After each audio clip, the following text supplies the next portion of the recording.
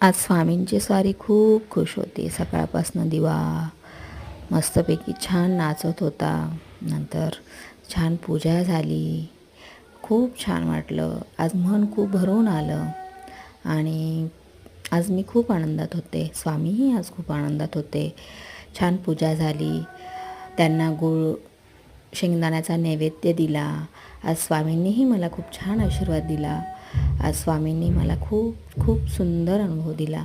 आज स्वामी खूप खुश होते. आज खूप खूप खुश होते. आज खूप खुश होते. त्यांनी मस्त फूल दिलं. मला पण खूप भरून आलं.